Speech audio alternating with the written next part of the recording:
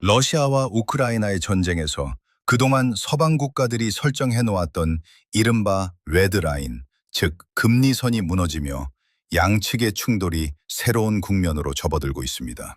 2026년 5월 둘째 주, 블라디미르 푸틴 러시아 대통령이 이 선을 넘어서면서 전쟁은 더 이상 러시아가 우크라이나를 일방적으로 공격하는 형태가 아닌 우크라이나가 러시아 본토를 정밀 타격하는 상호 전면전 양상으로 전환되었습니다.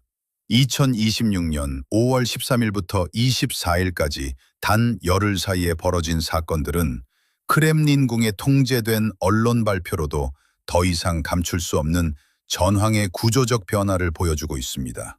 러시아군이 감행한 사상 최대 규모의 공습과 이에 맞선 우크라이나의 대규모 보복 타격은 단순한 군사적 대립을 넘어 양국의 경제와 군사 인프라에 직접적인 타격을 입히며 전쟁의 판도를 바꾸고 있습니다.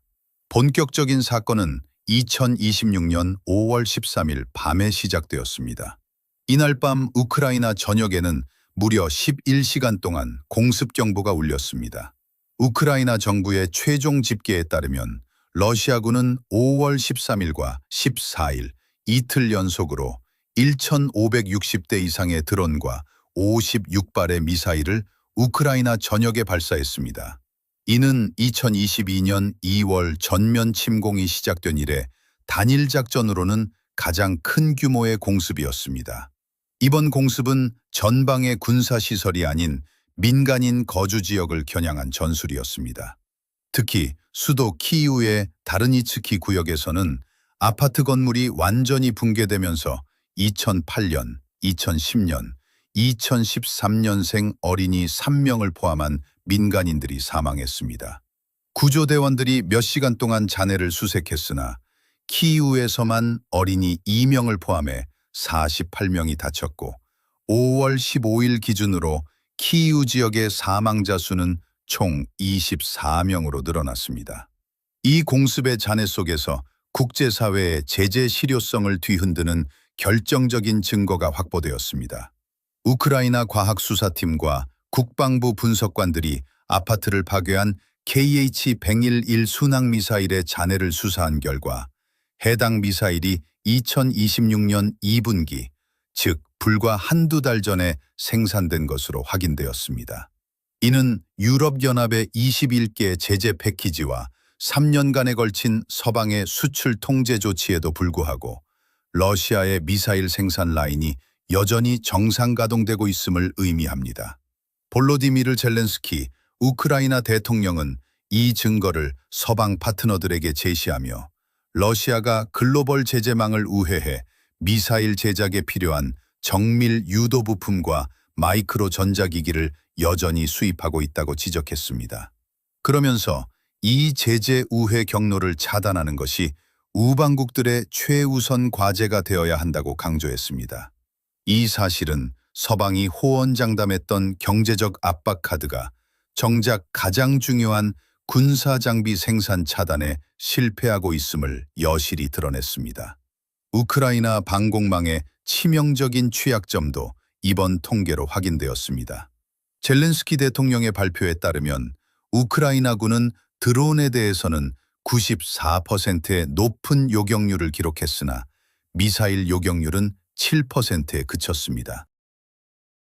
우크라이나의 드론 차단 능력은 크게 향상되었지만 침공 이후 최소 4차례 이상 개량된 KH-101 같은 첨단 순항 미사일은 방공망을 그대로 관통하고 있습니다.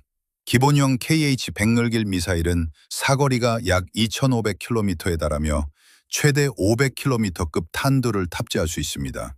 러시아는 이 미사일을 2024년에 525발, 2025년에 700발 주문한 데 이어 2026년 현재도 끊임없이 생산해 공급선을 유지하고 있습니다. 러시아의 이번 대규모 공습은 전방위적으로 진행되어 우크라이나 전역에서 50여 채의 주거용 건물을 포함해 약 180곳의 시설이 파괴되었습니다. 특히 이번 공격은 지난 5월 9일 러시아의 모스크바 붉은 광장에서 열린 전승절 열람식을 위해 잠시 선포되었던 단기 휴전이 끝나자마자 단행되었습니다. 푸틴 대통령이 관영 매체를 통해 군사적 건재함을 과시하는 선전 행사를 마치자마자 카메라 불빛이 꺼지기도 전에 무인기들이 우크라이나 민간인 구역으로 향한 것입니다. 키이우 다르니츠키 구역의 참사 현장에 선 젤렌스키 대통령은 단순히 방어에 머무르지 않고 러시아 본토의 정유시설과 반도체 공장, 수도 모스크바의 심장부를 직접 타격해 전쟁의 고통을 러시아 내부로 되돌려주겠다는 결정을 내렸습니다. 이로써 전쟁은 열흘 만에 예측 불가능한 본토 보복전으로 급전직환하게 되었습니다. 우크라이나군의 즉각적인 보복 타격은 2026년 5월 16일 밤부터 17일 새벽 사이에 단행되었습니다. 러시아 당국의 공식 발표에 따르면 우크라이나군은 총 600여 대의 드론을 동원하여 국경지대부터 모스크바에 이르는 러시아 본토 14개 지역과 강제 병합된 크림반도를 동시에 타격했습니다.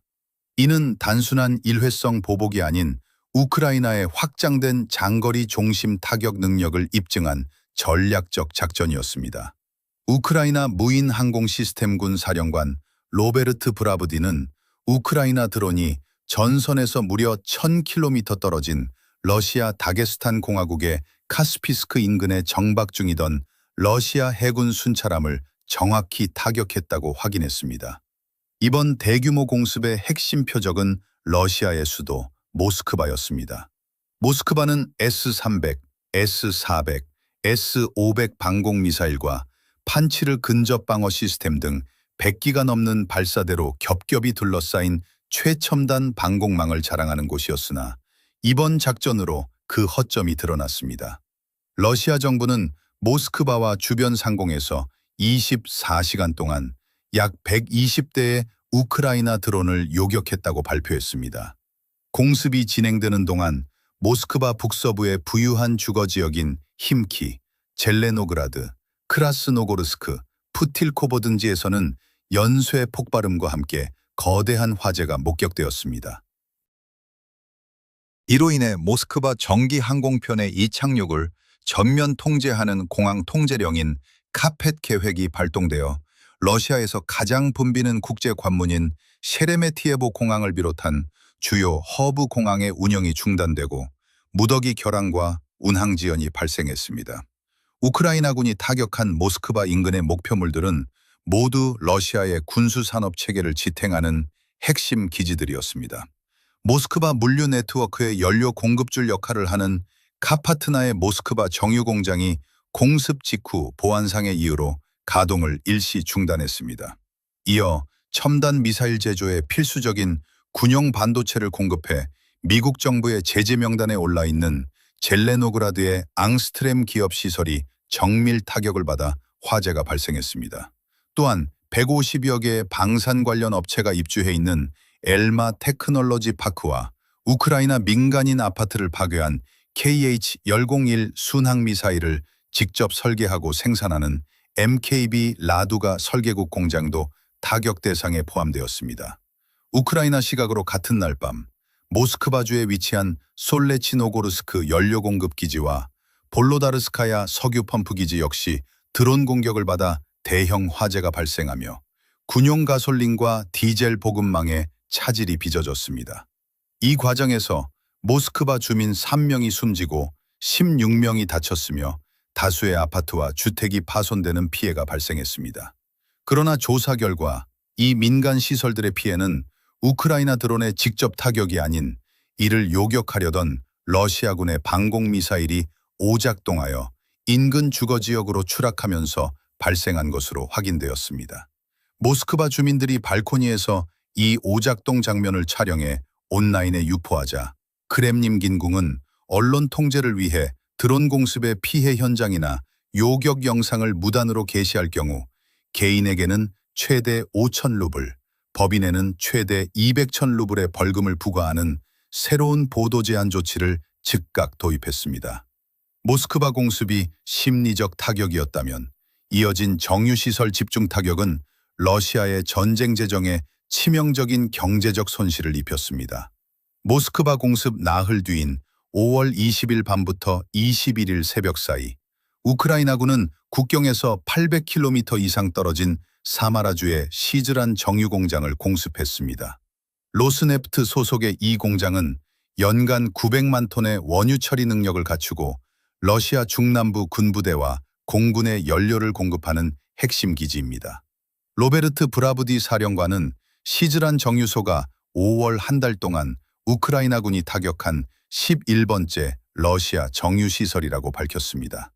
로이터 통신의 보도에 따르면 이 연속적인 공습으로 인해 현재 가동이 전면 또는 일부 중단된 러시아 정유 공장들의 총 연간 처리 능력은 8,300만 톤에 달하며 이는 러시아 전체 정유 생산량의 약 4분의 1에 해당합니다. 이로 인해 러시아 전체 가솔린 생산의 30%, 디젤 생산의 25%가 증발했습니다. 우크라이나는 2022년 2월 전면 침공이 시작된 이래 러시아 정유시설을 상대로 총 158차례의 타격을 감행했으며 러시아의 33대 대형 정유공장 중 최소 24곳을 명중시켰습니다. 그 결과 러시아의 원유 정제량은 2009년 이후 최저 수준으로 떨어졌습니다. 현재 우랄산맥 동쪽에 위치한 옴스크와 안가르스크 공장을 제외한 대부분의 핵심 정유시설이 우크라이나의 사거리 내에 들어온 상태입니다. 미국 전쟁연구소 ISW는 우크라이나의 장거리 중심 타격 캠페인은 우크라이나의 장거리스크 정제기는 망적했습니다. 미국 전쟁연구소 우크라이나의 정제계 위치와 팽객을 우크라이나의 정유물 쟁중시켰습니다. 미국 전쟁연구소 ISW는 우크라이나의 장거리 총제기는 만족했습니다.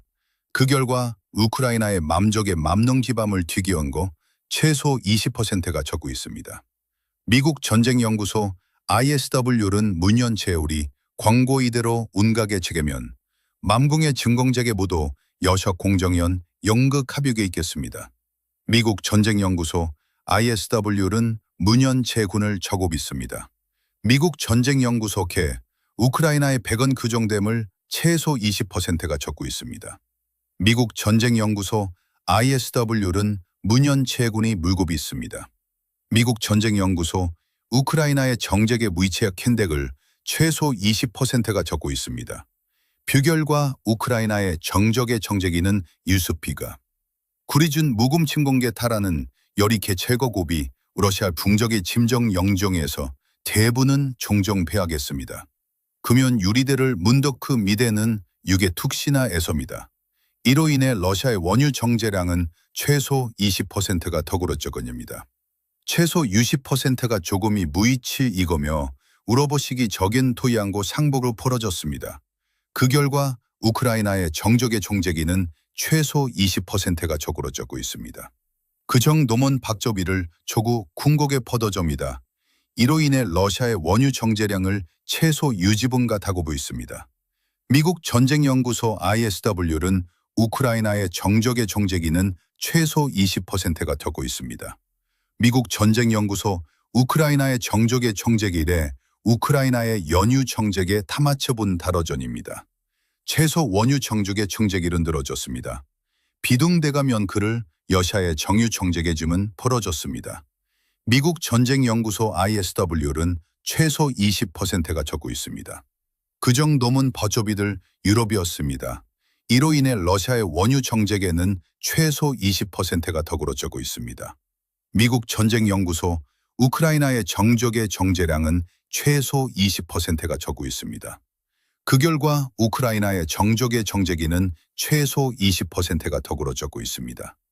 미국 전쟁연구소 우크라이나의 정육의 정제계에 유리케 윤등시더 들어 있습니다. 이들이는 정제계 정제계는 러시아 연조 중당들이는 이로 인해 원유 정제량은 최소 60%가 더그러져고 있습니다. 이로 그 많은 미국 전쟁연구소 우크라이나의 정적의 정제기를 투여고 정제계 증여고 이로 인해 남은 우라적이 존예의 정제계 구르노 여지계 포가 오는 이천은 우라적이 종에 두러고 신정이 넣는데요. 미국 전쟁연구소 우크라이나의 정적의 정제기를 털어고 신주미반 우러적이 총이흘 푸보도슬 연고 짐정의 종 참어리 흔성께입니다. 이로 인해 펑반 크만적인 시다 너가 말이로 심정의 머대텅 표보도슬 정적입니다. 당정이 물락저 춘정입니다. 예처지를 인터미는 되겠다. 우크라이나의 정제계 총재길에 최소 20%가 적으로져고 있습니다.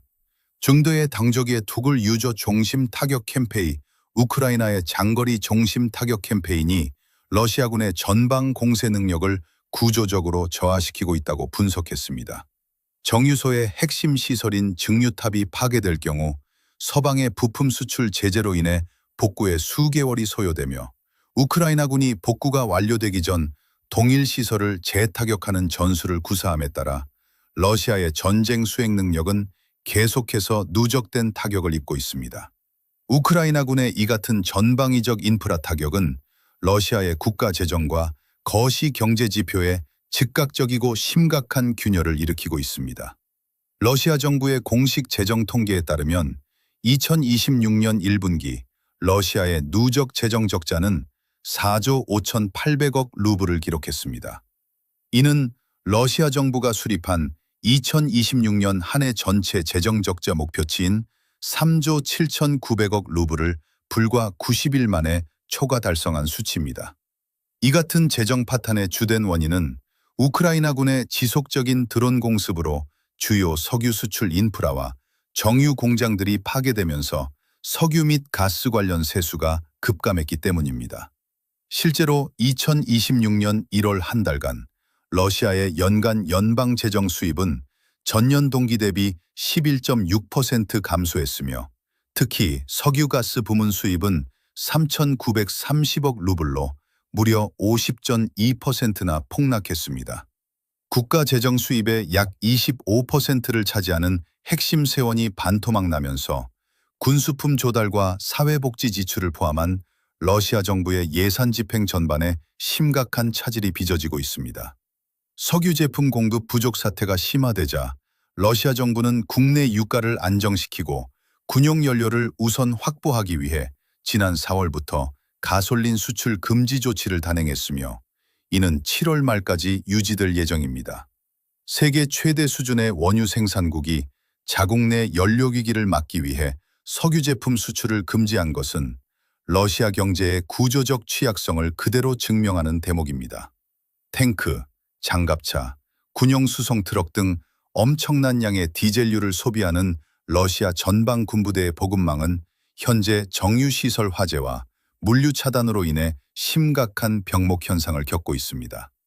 러시아 정부는 군비 조달을 위해 부가가치세를 인상하고 비군사 분야의 사회적 지출을 대폭 삭감하는 한편 지속 불가능한 수준의 고금리로 국내 채권을 발행하며 국책 주권기금인 국민복지기금 NWF는 을 경제적 한계에 직면한 상황에서 2026년 5월 24일 새벽 전황은 또 한 번 격렬한 격변을 맞이했습니다. 블라디미르 푸틴 대통령은 루한스크주 동부의 러시아 점령지 스타로빌스크에 위치한 대학교 기숙사가 우크라이나군의 드론 공격을 받아 18명이 사망했다고 주장하며 이에 대한 보복 조치를 명령했습니다. 우크라이나 정부는 민간 기숙사를 겨냥한 적이 없으며 오직 군사시설만을 정밀 타격했다고 반박했으나 러시아군은 즉각 대규모 보복 공습을 개시했습니다. 러시아군은 5월 24일 초 새벽을 기해 총 90발의 미사일과 600대의 드론을 동원하여 수도 키이우를 비롯한 우크라이나 주요 도시를 향해 사상 최대 규모의 무차별 폭격을 퍼부었습니다. 이 공습으로 우크라이나 민간인 최소 4명이 숨지고 80명 이상이 부상을 입었으며 수도 키이우의 전 영역에서 학교와 주거용 건물이 파손되었습니다. 특히 이번 공습에서 세계 서방 안보 전문가들의 이목을 집중시킨 것은 러시아가 동원한 무기체계였습니다. 푸틴 대통령은 이번 작전에서 전쟁 발발 이후 역대 세 번째로 핵무기 탑재가 가능한 중거리 초음속 탄도미사일인 오레시니크를 전격 발사했습니다. 오레시니크 미사일은 키이우에서 남쪽으로 약 50마일 떨어진 도시 벨라체르크바를 타격했습니다. 과거 푸틴 대통령이 대공방어 시스템으로는 요격이 불가능하며 지하벙커까지 완전히 초토화할 수 있다고 공언했던 이 첨단 미사일의 실전 배치는 단순한 군사적 목적을 넘어선 고도의 정치적 도발로 해석됩니다.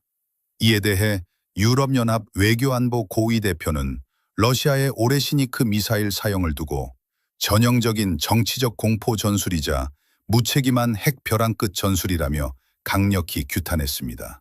군사적 돌파구를 찾지 못한 상황에서 극단적인 대량 살상 무기 카드를 꺼내든 것은 크렘린궁의 군사적 조바심과 내부적 위기감을 반영한다는 분석이 지배적입니다.